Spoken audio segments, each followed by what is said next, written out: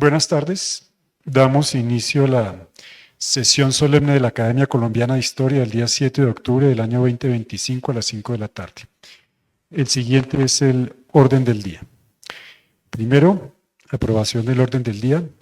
Segundo, himno nacional de la República de Colombia. Tercero, verificación del quórum. Cuarto, saludo del señor presidente. Quinto, acto de posesión como académico honorario del doctor Jorge Morales.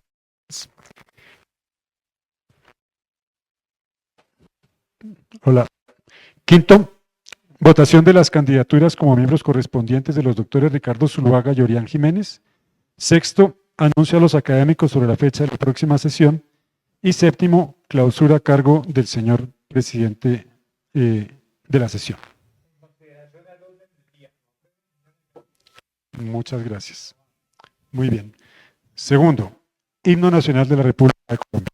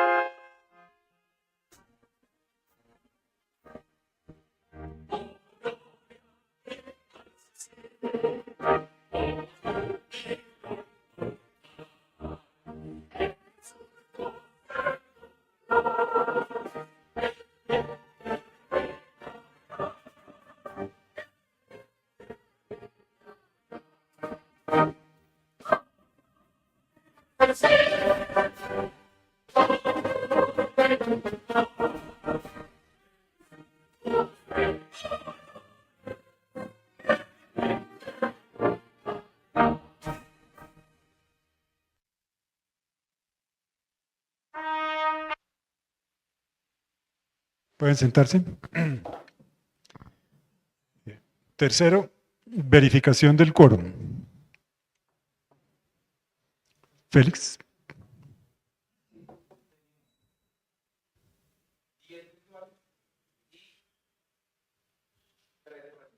Correcto. Quiere decir que disponemos de quórum para deliberar y decidir.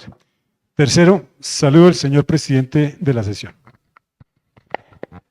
Buenas tardes. Este acto lo hemos empezado con el himno nacional como un homenaje a uno de los académicos de número de mayor antigüedad en nuestra academia, que hoy asciende a la máxima categoría en nuestra institución, académico honorario, el doctor Jorge Morales Gómez.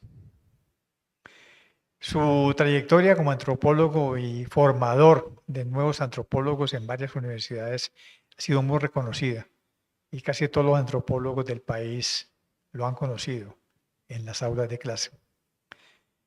Le ha prestado grandes servicios a la academia durante muchos años.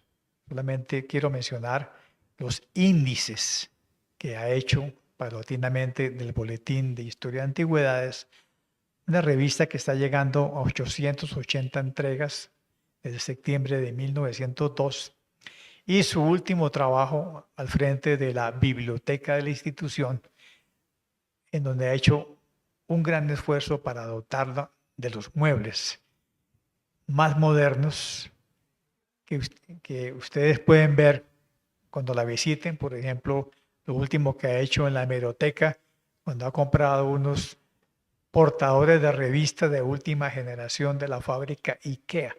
De modo que es muy bueno que ustedes vayan a ver la modernidad que le ha introducido a la hemeroteca y a la biblioteca, y además ha venido todos los días a poner en orden tanto la hemeroteca como la biblioteca. Sus índices son de gran utilidad para la consulta del boletín, y además es un hombre que ha sido útil en todas las instituciones universitarias que ofrecen los programas de antropología. Por eso ha llegado a la máxima categoría de miembro académico honorario. Eso le da todos los derechos y ningún deber.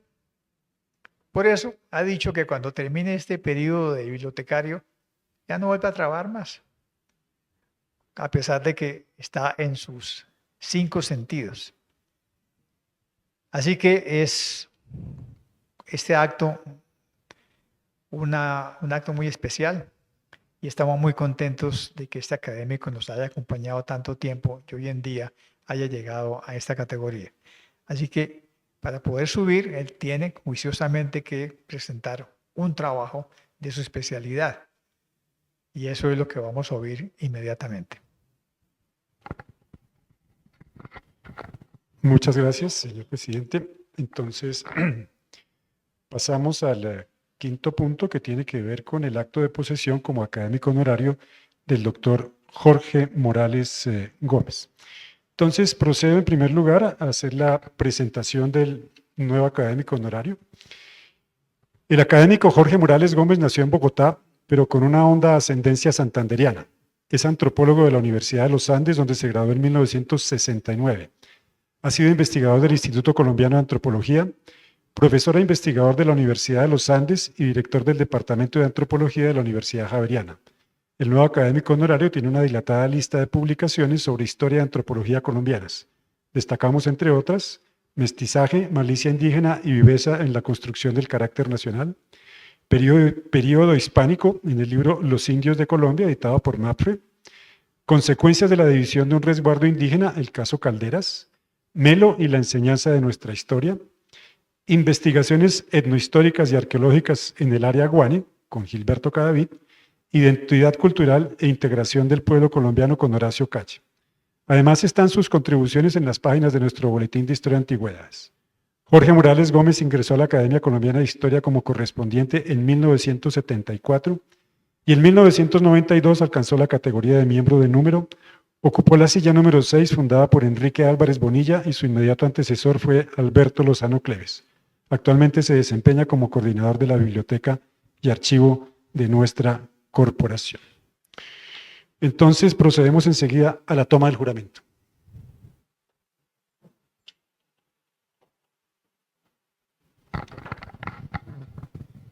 Doctor Jorge Morales Gómez, ¿jura usted por Dios, por la patria y por la academia cumplir fielmente los deberes que le impone su nuevo cargo de académico honorario para el cual ha sido elegido? Sí, juro. Si así lo hicieres, que él y ellas os la premien, y si no, que él y ellas os lo demanden. Bien, felicitaciones.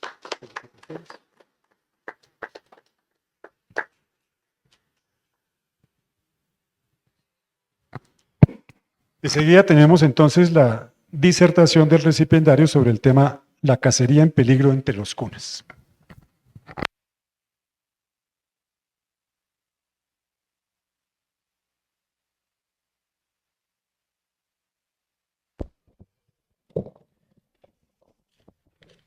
Yo te aviso, ¿no? Entonces, lo más. Ahí está bien.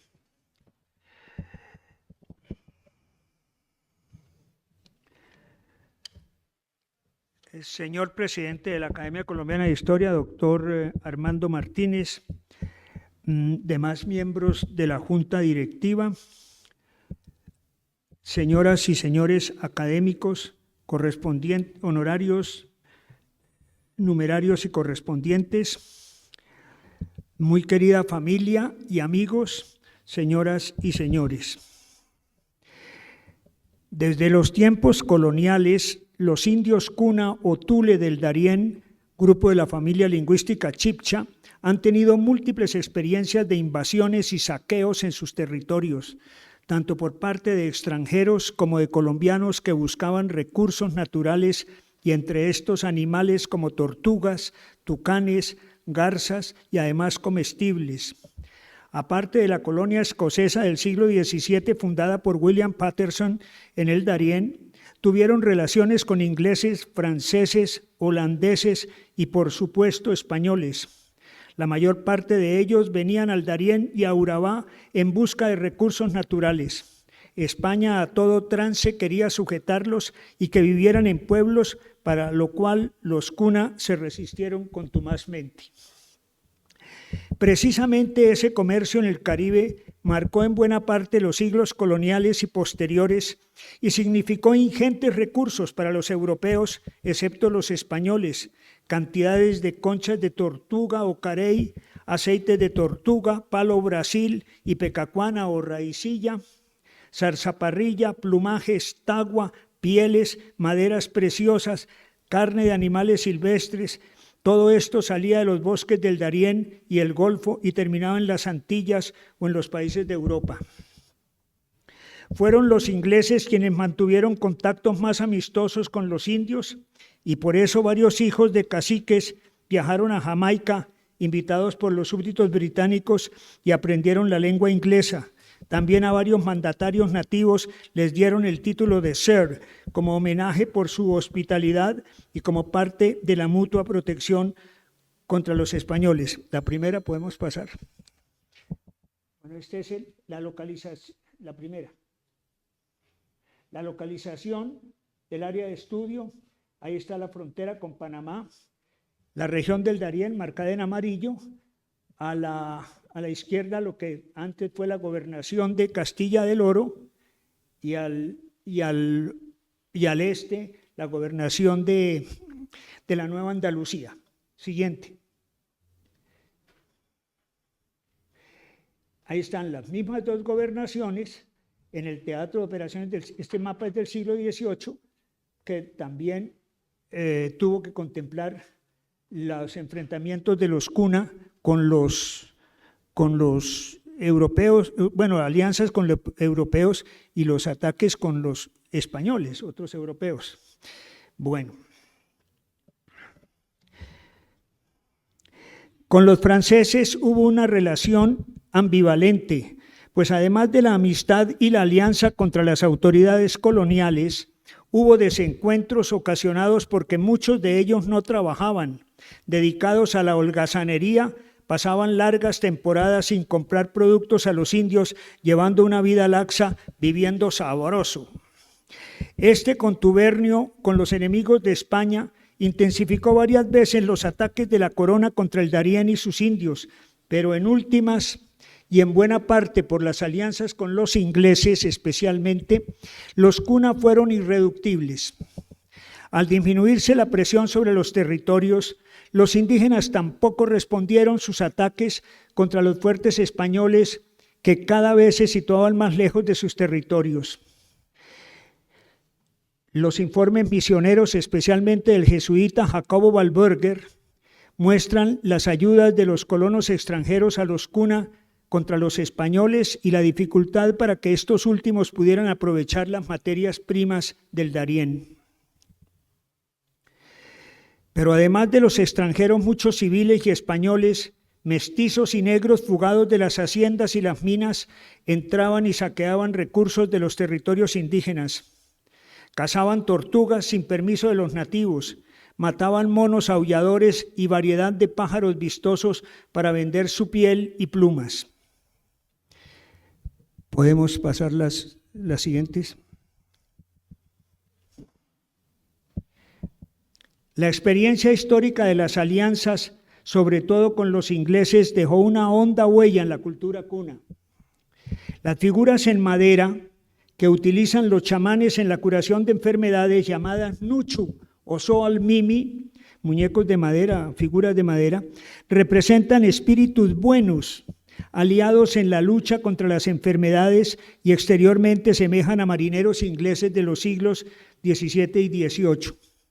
Los poni, como la poni malta, son los espíritus malos, causantes de la enfermedad y son combatidos por los aliados. Ahí se puede apreciar la asociación metafórica entre dos formas de protección, aliados en la guerra y aliados en la salud. Como los ingleses son aliados, lo fueron en la guerra, pues asimismo se representan a los otros aliados en la búsqueda de la salud. Ahí pueden apreciar ustedes la apariencia de los vestidos de marineros ingleses de los siglos XVII y XVIII, tanto en el de frente como en los dos nuchus o auxiliares del chamán, que como si lo digo aquí en el texto, como son aliados, fueron aliados en la guerra, nos sirven también como aliados en la enfermedad. O sea, la historia no se olvida, la historia se pone al servicio, se metaforiza y se actualiza. La penetración de las tierras indígenas y el robo de sus riquezas naturales y cultivos fue más allá de la época colonial. Continuó en el siglo XIX y en el XX. Sin embargo, la sociedad kuna no estaba maniatada, pues reaccionó con acciones armadas y reclamos a las autoridades del Estado de Panamá y al gobierno central. Tal como lo he relatado en otros sitios, en 1870, una comisión del pueblo kuna, formada por Yaquiña Nilele, Palicua, Guavia y Machigua, salió del Darién del Norte hacia Bogotá para una audiencia con el presidente de los Estados Unidos, que era Eustorgio Salgar, o con su secretario del Interior y Relaciones Exteriores, Felipe Zapata, para referirles la grave situación que aquejaba a las poblaciones de este grupo étnico y para tramitar un compromiso de solución por parte del Estado de la Unión. El itinerario de viaje estuvo salpicado de vicisitudes, como la muerte de Yaquiña Nilele, fallecido en Popayán por causa del paludismo y a pesar de la esmerada atención de los médicos de esa ciudad, según las memorias de la Secretaría del Interior. El periplo de los emisarios kuna duró 1.235 días para llegar a Bogotá, después de su salida de la ensenada de Ticuco, en el Urabá, hasta llegar a Bogotá el 21 de noviembre de 1871. Subieron el río Atrato hasta Quibdó, de ahí siguieron a Novita a través de varios ríos. De ese centro minero se dirigieron a Cartago y Popayán. Allí permanecieron 6 semanas y finalmente los 3 sobrevivientes arribaron a Bogotá. En la capital, al día siguiente de su llegada, visitaron al presidente y acordaron tener conversaciones con su secretario Zapata. Declararon que venían de Ticuco, centro político de la tribu, y cuyos mandatarios eran Tim Pilele y Oloan Pilele. La asamblea allí reunida los comisionó para hablar con voceros de 28 pueblos del Darién del Norte para denunciar los maltratos a que los sometían navegantes de barcos que les arrebataban sus productos o los amenazaban con escopetas si se negaban a venderlos al precio que ellos disponían. De las mismas embarcaciones salían intrusos y penetraban subrepticiamente en sus tierras y robaban diversidad de recursos animales y vegetales, amenazaban a los indígenas y ocasionaron varias muertes entre ellos.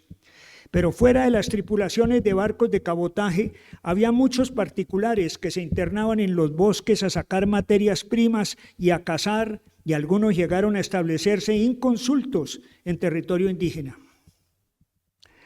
Asimismo, acusaron de violaciones y hurtos a miembros de la misión americana que en 1870 había ido a explorar el Darién con miras a la construcción de un canal interoceánico.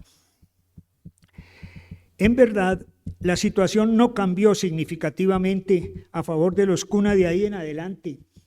y a pesar de las promesas gubernamentales y del nombramiento de un comisario que poco o nada pudo hacer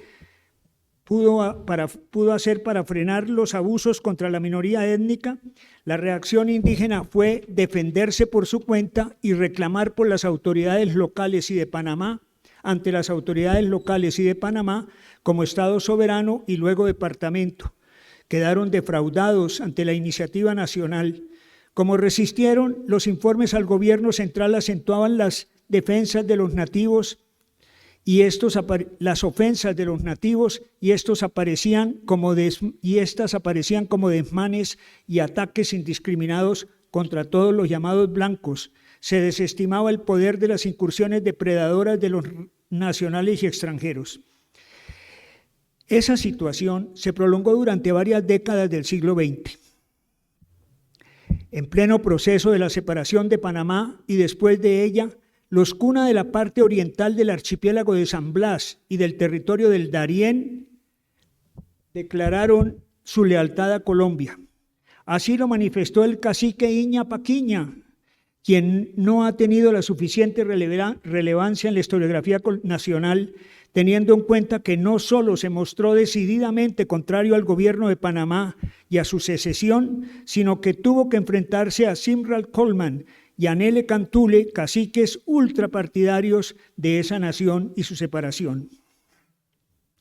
Situación histórica más reciente. Aunque las entradas a las tierras continuaron en el siglo XX propiciadas por una masiva colonización sobre el territorio cuna del Chocó y el Urabá antioqueño, esta redujo mucho los saqueos y los reemplazó por invasiones. Los indios perdieron mucho de sus reservas y redujeron su territorio tanto en Caimán Nuevo, en el Urabá antioqueño, como en Arquía, en el Darién. La situación a mediados de siglo era preocupante.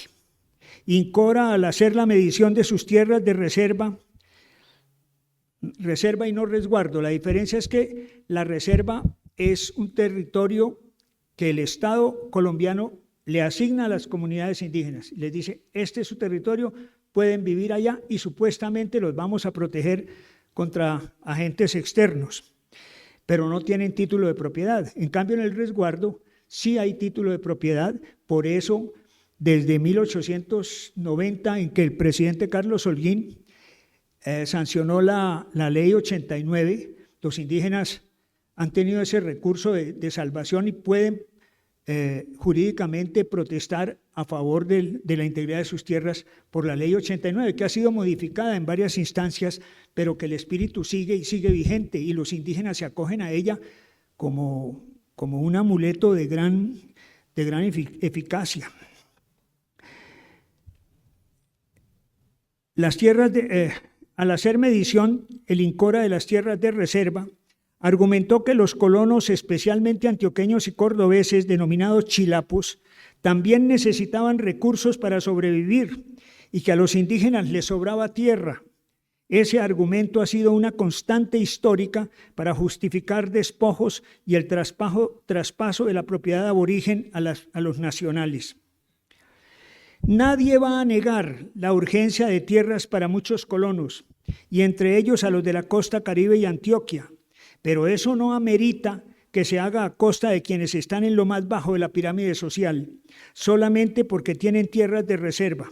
Y es más, el territorio no solo es para sembrar o criar ganado, es para cazar, pescar, recoger plantas medicinales y de otros usos, para enterrar los muertos y para honrar a sus héroes históricos en ciertos lugares. Es como si aquí nos invadieran, digamos, les dejamos las tierras, pero les quitamos el cementerio central y les quitamos las funerarias. En ciertos lugares, para honrar a sus héroes históricos en ciertos lugares, como cerros o peñascos, en el caso de los Cuna o Tule, como si quitaran las iglesias. Lo que pasa es que desde nuestra perspectiva, la parte del territorio que nos hace ocultar a las demás es la estrictamente productiva. Hay muchos sectores del Urabá antioqueño y del Darién que anteriormente fueron baldíos o que han estado como latifundios improductivos o con ganadería extensiva y que hubieran podido ser materia de reubicación de población pobre y sin recursos. pero siempre la reducción territorial se cierne sobre el amerindio, en un escenario bicultural, tanto por iniciativa particular como por acción del Estado. Ante la gestión llevada a cabo por los Cuna y la Oregua, la organización de Emberás, Noanamás y Cuna, aunque los Cuna andan ahí un poco marginados, no tienen en la sigla, no tienen participación lingüística. Al final de cuentas, el INCORA estableció sendos resguardos, eso sí, resguardos, o sea, con propiedad de la tierra para el indígena, no solo área destinada, sino con escritura pública.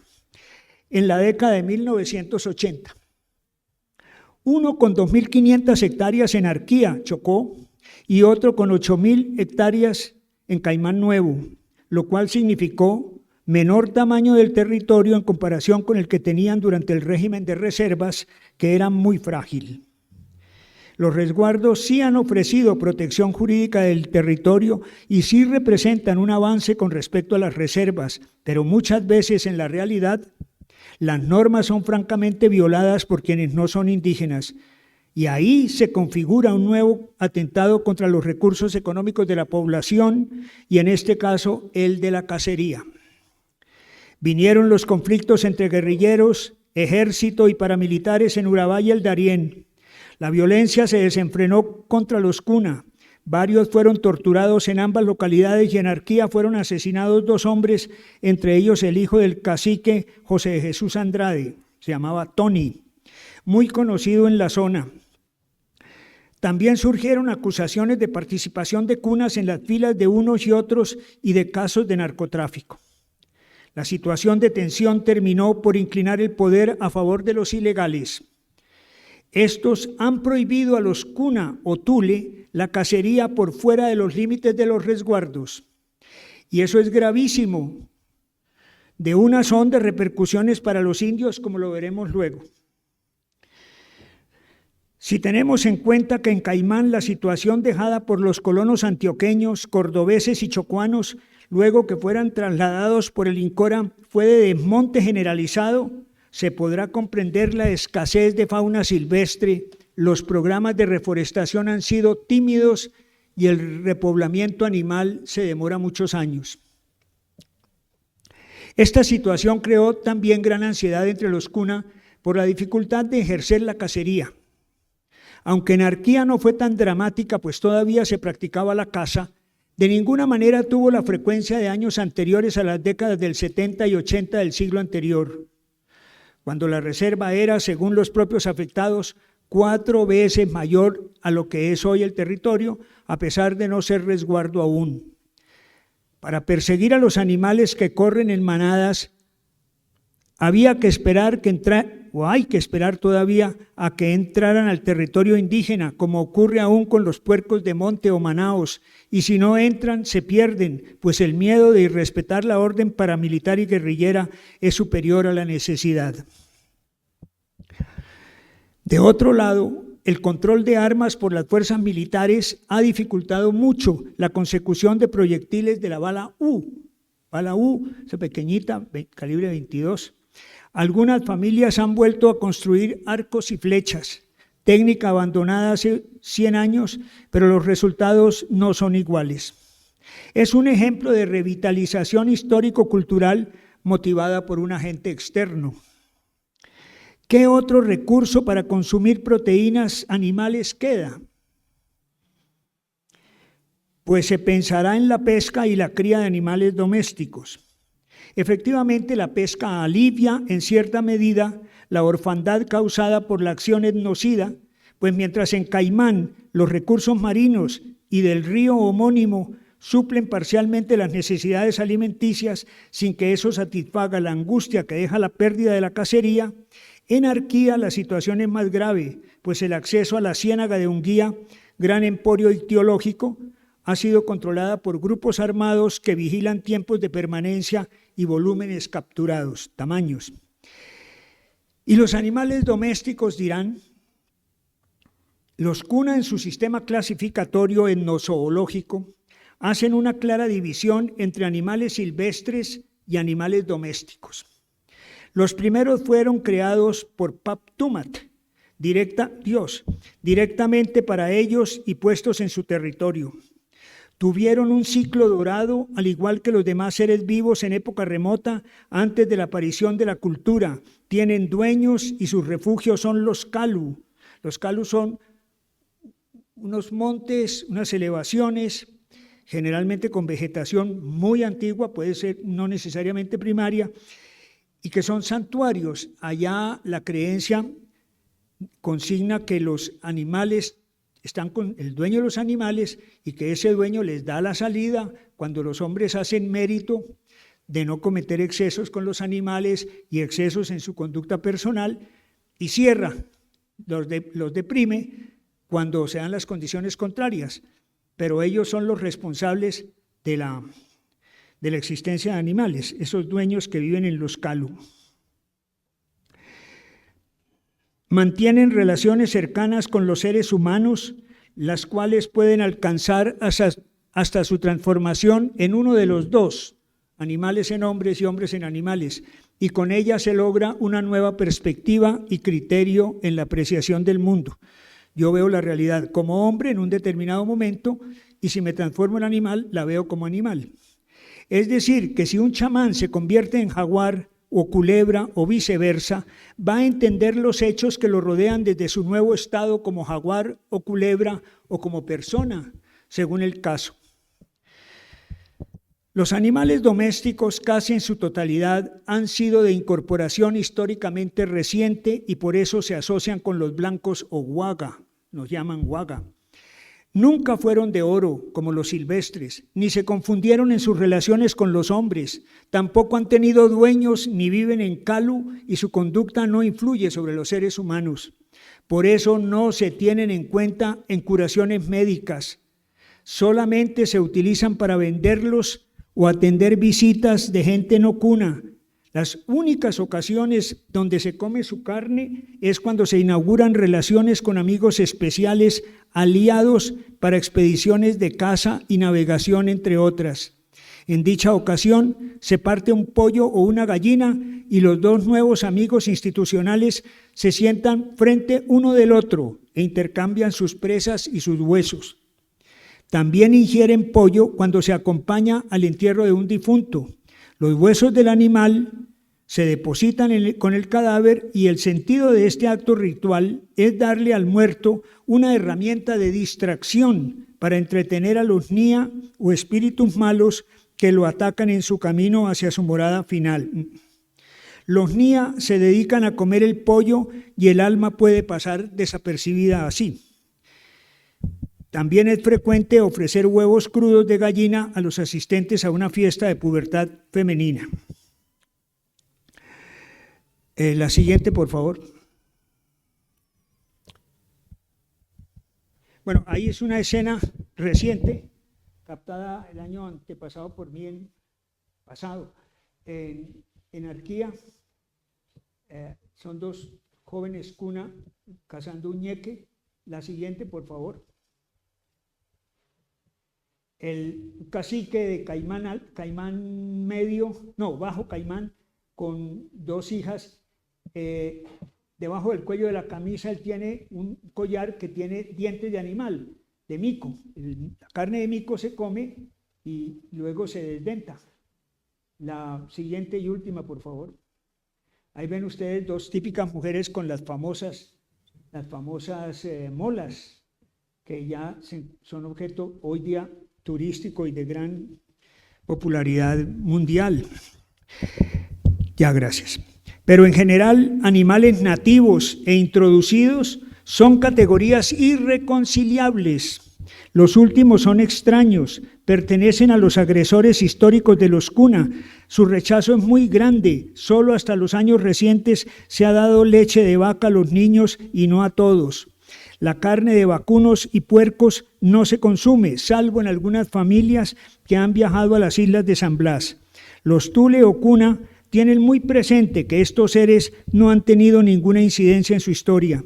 Son de los blancos y sirven para hacerse unos pesos cuando se necesitan. Quizá el pollo y la gallina, por ser esquivos y similares a la pava de monte, llamada sigli, y otras aves silvestres alguna incipiente aceptación tienen. Ahora algunas familias comen su carne, pero no es generalizado su consumo. La carne ideal para alimentarse sigue siendo la de animales silvestres o nativos, a pesar de las prohibiciones impuestas por agentes extraños. Esto ha llevado en la historia reciente de los Kuna a que algunas familias acepten enlatados de carne y pescado porque los planes nacionales de nutrición se lo imponen. La situación se agrava más en el plano simbólico. El asunto va más allá de aceptar o rechazar un alimento. Es tal la fuerza de esta distinción entre animales silvestres y foráneos y entre lo comestible y lo comercial que dio origen a un movimiento milenarista en el año 2000 con expresiones cataclísmicas. Los indígenas vendieron, regalaron o mataron sus animales domésticos. Aunque algunos se opusieron, muchas familias de Arquía y Caimán así lo hicieron. Se trataba, según ellos, de estar libres de la contaminación de los blancos y esperar el nuevo mundo que surgía al llegar ese año, sin animales que no fueran creados por su dios Paptumat. Así, en parte, se podía conjurar el disgusto de la fauna nativa aprovechada por los Kuna por la coexistencia con la doméstica, extraña y opuesta a aquella. Aunque la adquisición de ganado ha aparecido paulatinamente, se dispone que su utilidad solo es comercial, de ninguna manera para el consumo. O sea que la acción de carácter cataclísmico de extrañar todos los animales domésticos, se consideraba que con eso adquirían un poco de perdón, un poco de mea culpa frente a los espíritus de los animales nativos. En el acto sublime de la creación, Paptumat le otorgó a plantas y animales una cantidad determinada de almas, responsables de las acciones y movimientos de cada especie, llamadas purva, y que están al servicio de hombres y mujeres para el cultivo, la recolección, pesca y cacería. Entre más trabajen hombres y mujeres en las actividades tradicionales, pues más purvas acumulan para su felicidad en lo que ellos consideran el cielo, pescando, recogiendo, cosechando y cazando. Esas almas se abonan para su bienestar en el cielo Kuna luego de muertos. Se trata de una racionalización del trabajo, similar a la que hizo Calvino con el mensaje evangélico del trabajo en las parábolas, con miras a desanimar los intentos y tentaciones de origen extraño como el trabajo asalariado, la migración y la urbanización. La cacería naturalmente aporta muchas purvas, pues por ejemplo un saíno capturado y comido provee 8 almas, un mono prieto aporta 12, etc. Ante la dificultad y la imposibilidad, y aún imposibilidad de ejercer esta actividad económica debido a la orden externa de los violentos, el valor de la existencia tambalea, pues el trabajo sostén primordial de la vida sufre un colapso por las fuerzas extrañas que prohíben su práctica. Imaginémonos la tremenda angustia para los cazadores y sus familias no poder ejercer esa actividad tan cara a su existencia vital y cultural. Entonces, la ansiedad cada vez gana más terreno entre hombres y mujeres Kuna. Ahí están las consecuencias funestas de la agresión contra estos indígenas y su subsistencia económica y simbólica. También los hombres, por ese cambio, han perdido su estatus alto frente a las mujeres. Por su parte, ellas, con su trabajo artesanal de las molas, ahí las tienen ustedes, también cautivan almas en el oficio tradicional del tejido, aunque no tantas como las que aportan los animales, y en muchos casos ellas son las que con la agricultura, la recolección y el tejido en algo compensan el déficit de aliados espirituales. Se me olvidó decir que cuando ocurrió y en ocasiones anteriores, este movimiento de salir de los animales extraños, nuevos, también algunas mujeres, algunas familias tenían máquinas de coser viejas y en algunos sectores hay luz eléctrica en Caimán, entonces tenían unas más modernas, también los forzaron a que las las botaran o las dejaran de usar y se dedicaran a tejer con hilo y aguja. Cuando a mediados del siglo XVIII las telas provenientes del comercio con extranjeros empezaron a reemplazar los textiles de algodón nativo, también se sacudió la estructura social. Las mujeres cuna iniciaron un movimiento revitalizador para enseñar a sus hijas a tejer hamacas, pues el cultivo de algodón aportaba suficientes purvas mediante el trabajo. Estos ciclos históricos de desestabilización aumentan la actividad ritual. De todos modos, la angustia por la disminución de las purvas y en sí por las actividades de trabajo tradicional ha hecho más frecuentes las reuniones de las asambleas o congresos llamados onmaket para consultar con los dueños de los animales y explicarles la causa de la disminución de esa cacería, para disculparse fundamentalmente. Estos cambios hacen parte de la historia de los cuna o tule. Ellos se han enfrentado desde el siglo XVI a situaciones no gratas, pero también se defienden, no solo con acciones armadas contra los invasores o su territorio, sino usando los canales que les da el Estado y la sociedad mayor en general, reclamando ante las autoridades, con acciones administrativas y burocráticas como la descrita antes. La cacería amenazada también se enfrenta pidiendo a los dueños de los animales que entiendan la situación y gestionando aumento de tierras de su resguardo. A pesar de vivir hoy con teléfonos celulares y haber abandonado ciertas pautas culturales, lo tradicional en general no se pierde. La prueba es que siguen dependiendo en sus diálogos con esos dueños para negociar las escasas presas y aumentar las purvas para ganar la felicidad en el cielo, que se imagina dorado, tal como la tierra era al comienzo y lo eran también los hombres y los animales. En este caso, el pasado está adelante, es futuro y los mitos sustentan ese valor supremo.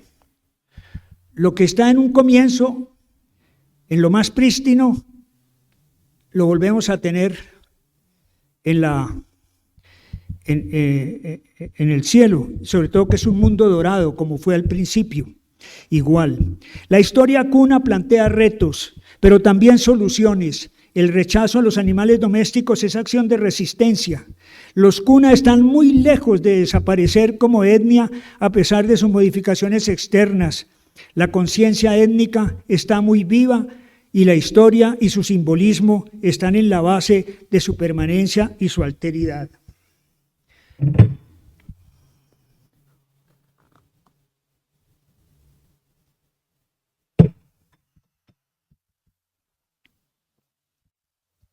No quiero terminar esta intervención sin declarar mi inmensa gratitud a la Academia Colombiana de Historia por tantos años que me ha deparado en su seno y hoy me confiere este título que recibo y valoro con inmensa emoción. Son 51 años de permanente aprendizaje y asombro a través de tantas experiencias académicas. Inmensamente agradecido con la vida por darme la oportunidad de hacer parte de esta corporación, Casa de Reflexión sobre el Pasado Nacional. Quisiera traer al presente algunas realizaciones de mi vida en esta corporación académica. En esos 51 años donde he alcanzado la posición honorífica, también la considero honorífica, de decano de la academia, por ser el académico más antiguo en el ejercicio de las funciones, llegué como miembro correspondiente en 1974 con una ponencia sobre la historia republicana de los resguardos indígenas, desde sus vicisitudes en la Gran Colombia y el medio siglo XIX hasta la Ley Holguín 89 de 1890. Luego leí un trabajo sobre la huaquería en Colombia a raíz del rescate del llamado Tesoro de Pupiales, donde el doctor Gonzalo Correal y yo estuvimos presentes para asegurar su patrimonio nacional. En 1977 tuve oportunidad también de presentar en sesión ordinaria mi trabajo sobre la dictadura de Melo en los textos de Historia Nacional y una revisión del tema y del personaje. Desafortunadamente, esas 3 lecturas no se publicaron en el Boletín de Historia de Antigüedades pues su director en ese momento, Mario Germán Romero, no lo creyó conveniente. Fue Roberto Velandia quien me ofreció las páginas de la revista bolivariana para que apareciera el artículo sobre Melo y su golpe. El de Pupiales se publicó en la revista Universitas Humanística de la Universidad Javeriana. Con ocasión de la publicación del libro Bolívar, Cartagena 1812, Santa Marta 1830, compilado por Germán Arciniegas, a la sazón presidente de la Academia, apareció mi trabajo sobre Bolívar y el problema indígena. Otras lecturas, como la del 12 de octubre de 1985, corrió a mi cargo y se refirió a la perpetuidad del encuentro entre amerindios y España. En 1992 ascendí a la categoría de miembro de número con un trabajo respecto a 3 momentos históricos de los indígenas cuna, el cual fue contestado por el doctor Luis Duque Gómez. Otros textos sobre el maestro Acuña, Horacio Rodríguez Plata y Kathleen Romoli, así como un estado etnohistórico del Alto Magdalena y la presencia de los arqueólogos y antropólogos en el boletín, también fueron leídos aquí o publicados en las páginas de este órgano. Sobra decir la fruición que experimenté durante la compilación de los índices del boletín. Lamentablemente tienen errores de edición ajenos a mi voluntad. Grandes personalidades, tuve la oportunidad de conocer, tratar y aprender de ellas. Quiero mencionar, entre otros, en primer lugar a mis dilectos tíos Horacio Rodríguez Plata y Luis Alberto Acuña, a Luis Duque Gómez, Armando Gómez Latorre, Juan Carrasquilla Botero, Carmen Ortega Ricaurte, Kathleen Romoli, Sergio Elías Ortiz, Guillermo Hernández de Alba, Antonio Cacua Prada, Roberto Velandia, eximio secretario durante varios años, Gabriel Giraldo Jaramillo, Alberto Miramón, el padre Mantilla, el padre Le, José Roberto Ibáñez, Alberto Corradine y Rodolfo Segovia, entre tantos otros ausentes y presentes. Mi vocación agradecida para ellos y muchos más que se quedan en el tintero, pero que no ignoran mi profunda estimación, al igual que al selecto grupo de colegas antropólogos encabezado por Gonzalo Correal, nuestro Gonzalo, que tanto lustre dan con su presencia y ejecutorias en la corporación. Ahora, en el cargo de coordinador de la Biblioteca y Archivo de la Academia Colombiana de Historia, se ha acrecentado aún más mi respeto, admiración y aprecio por esta corporación. El aspecto físico del inmueble, su pasado, su tradición y el espíritu de estudio e investigación, así como la rutina diaria del trabajo y los compañeros del mismo, hacen que la considere mi segundo hogar, como también lo ha sido la Universidad de los Andes. A todos ustedes, mil gracias por la asistencia a este acto que siempre llevaré, unido a mis más gratas experiencias vitales. Muchas gracias.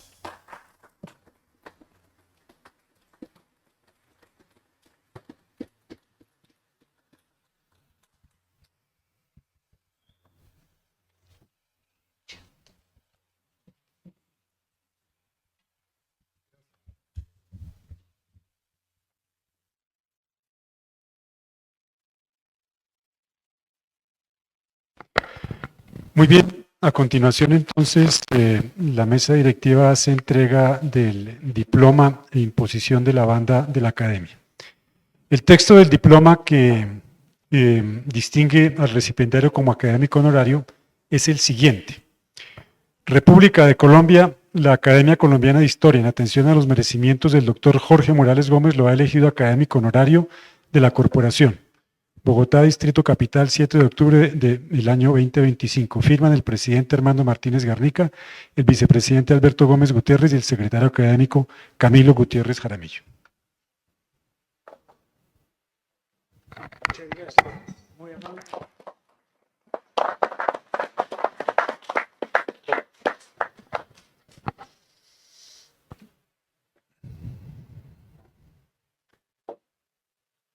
A continuación, la señorita Elisa Morales Vélez, nieta del recipiendario, le impone la banda que lo acredita como académico honorario de la academia.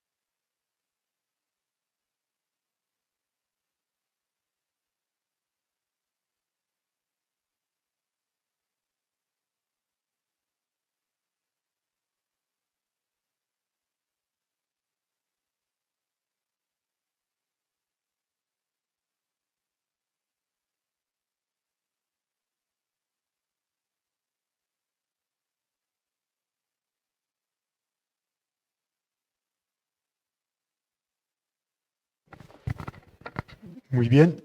Entonces, con el orden del día, el siguiente punto tiene que ver con la votación de las candidaturas como miembros correspondientes de los doctores Ricardo Zuluaga Gil y Orián Jiménez Meneses. El secretario académico informa a los académicos que el día 30 de septiembre fue circulada entre los académicos correspondientes, honorarios y de número, electores, las hojas de vida de los postulantes Ricardo Zuluaga Gil y Orián Jiménez Meneses, en su aspiración a ser elegidos como académicos correspondientes de la corporación. Por decisión del Comité de Candidaturas fueron aprobados los dos candidatos postulados en razón a sus calidades y producción académica. Surtido este trámite, según rezan los estatutos, los candidatos propuestos deben ser sometidos a votación. Según el literal B del numeral quinto de los estatutos, la elección de los académicos correspondientes requiere la mayoría simple de votos. De no alcanzar la mayoría afirmativa, la votación será inválida, pero en ningún caso la votación afirmativa de la candidatura puede ser inferior a 9 votos. Aclarada esta información, se procede a ubicar en la sala de votación a los académicos correspondientes, honorarios y numerarios, vinculados y a los vinculados de manera virtual a la sesión.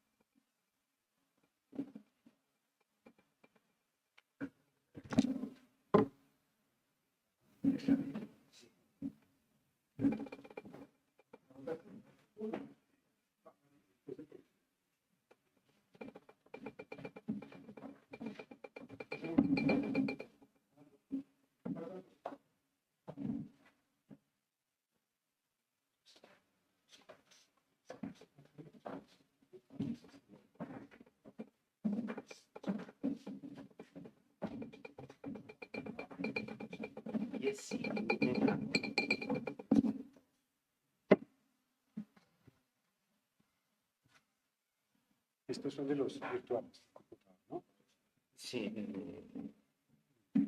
10, ¿sí? Uno.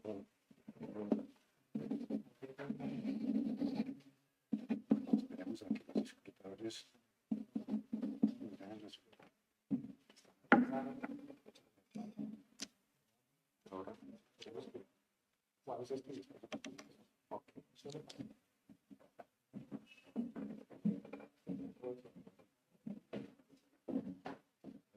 Gracias, Fernando. Sí.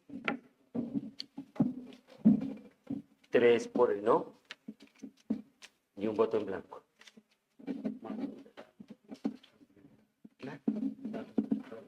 Ahora Sí. faltan los virtuales. Entonces tenemos virtuales 10 votos por el sí, 1 por el no. Presenciales 9 por el sí, 3 por el no y 1 en blanco. Sí, correcto. Queda lo que el doctor. Sí. Sí. Muy bien. Enseguida procedemos a la votación del doctor Orián Jiménez Meneses.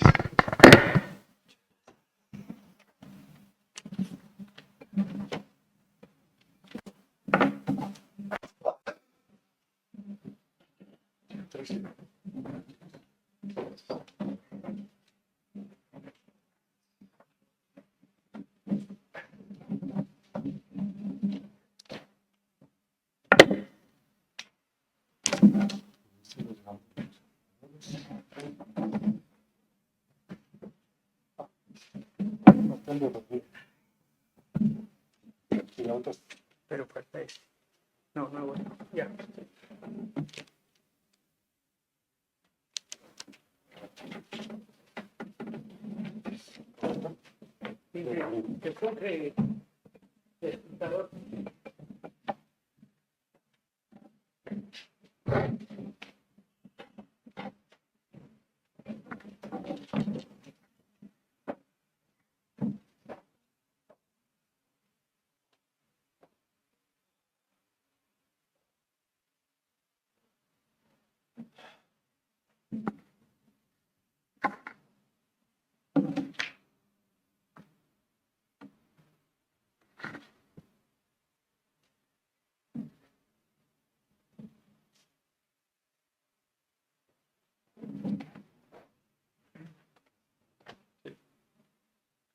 Mañana vengo a la mañana, a las 10, me vuelvo a la luz.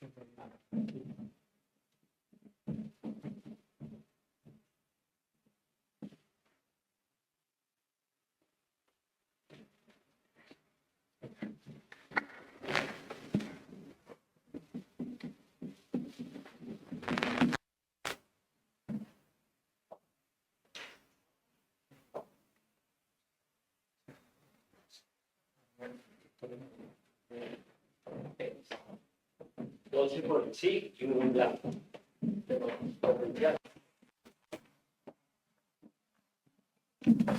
Y los virtuales aquí están. Los virtuales. Entonces son...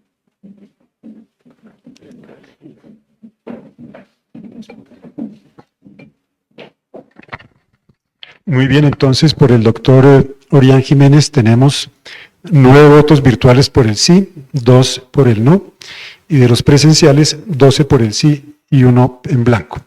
Quiere decir que queda elegido. De esta suerte, la Asamblea elige como académicos correspondientes al doctor Ricardo Zuluaga y al doctor Orián Jiménez Meneses. El secretario académico se encargará de hacerles llegar esta noticia, y de enterarlos sobre el proceso que debe surtir para la presentación de su trabajo de posesión. Surtido este punto, pasamos al sexto, que es el anuncio a los académicos sobre la fecha de la próxima sesión. Me permito anunciar a los señores académicos que la próxima sesión tendrá lugar el día martes 21 de octubre, en la cual el académico correspondiente Javier Guerrero disertará sobre el tema las utopías de Colombia. Punto número 7, clausura a cargo del señor presidente.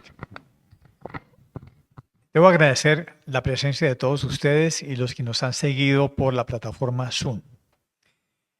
Hoy, Jorge Morales Gómez, además de ser miembro honorario de la academia, es el académico decano, el más antiguo de cuantos han estado en la academia. Ya vieron la antigüedad de todos los académicos que conoció, empezando por sus famosos tíos que fueron presidentes de esta academia.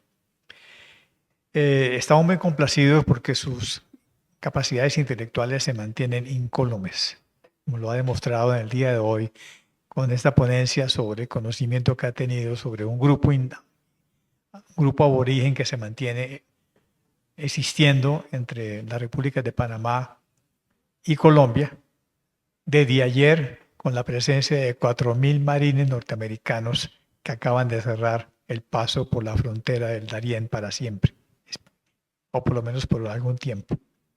Ya no pasa ningún hombre y menos cualquier alcaloide por esa frontera. Gracias por todo el conocimiento, por todo lo que nos ha enseñado académico, y esperamos seguir viéndolo por aquí en todas las actividades y terminar con broche de oro su periodo como académico, bibliotecario y archivista. A todos ustedes muchas gracias por venir y damos por cerrado este acto solemne. Muchas gracias a todos. Y el académico nos invita, gracias a su generosidad, a una copa de vino en el salón vecino.